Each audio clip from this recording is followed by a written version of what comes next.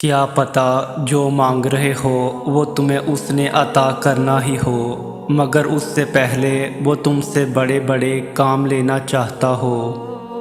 ہو سکتا ہے وہ تمہیں پہلے اپنے بہت قریب کرنا چاہتا ہو کہ جب تم اپنی خواہش پا بھی لو تو اس رب کائنات کو بھول نہ جاؤ۔ ہو سکتا ہے وہ تمہیں تمہاری خواہش تب نصیب کرے جب تمہیں اس کی سب سے زیادہ ضرورت ہو سکتا ہے کہ وہ تمہیں تمہاری خواہش کے ساتھ اور بھی کچھ عطا کرنا چاہتا ہو، تو اس آزمائش کی گھڑی میں اس مالک پر بھروسہ رکھو، وہ تمہارے حصے کی خوشیاں تمہیں ضرور نصیب کرے گا۔ اور پھر حد مسافت میں اللہ تمہیں تمہاری من چاہی چیز سے نواز کر تمہیں بتا دیتا ہے کہ تمہارا رب کہانیاں پل بھر میں بدلنے پر قادر ہے، اور تم جہاں اپنے ممکن کو ناممکن سمجھ کر ہاتھوں پہ ہاتھ دھرے ہمت ہار کر بیٹھ جاتے ہو، اللہ اسی نازک مرحلے میں تمہیں تمہارے ناممکن کو ممکن کر کے دکھاتا ہے، اور تب وہ تمہیں اپنے ایک معجزے ناممکن سے ممکن کو متعارف کروا دیتا ہے۔ انسان جب سچے دل سے تکلیف میں اللہ کو پکارتا ہے تو اللہ بڑے پیار سے اپنے بندے کو سنتا ہے۔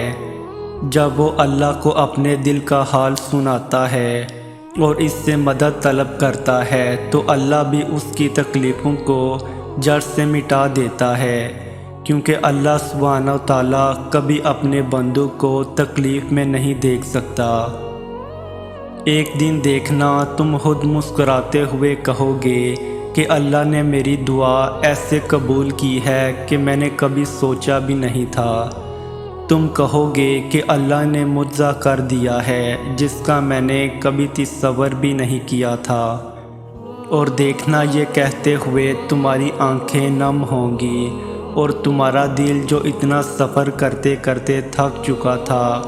اب وہ اطمینان میں ہوگا۔ ہم یہ کیسے بھول جاتے ہیں جس اللہ نے ہمیں دعا مانگنا سکھائی،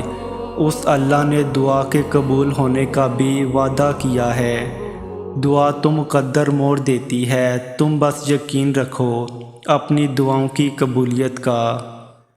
اور جسے تم ناممکن سمجھ کر اپنی دعاؤں سے نکال دیتے ہو تمہارا رب اسے ایک پل میں ممکن کرنے پر قدرت رکھتا ہے، اس کے کن پر کبھی شک نہ کرنا۔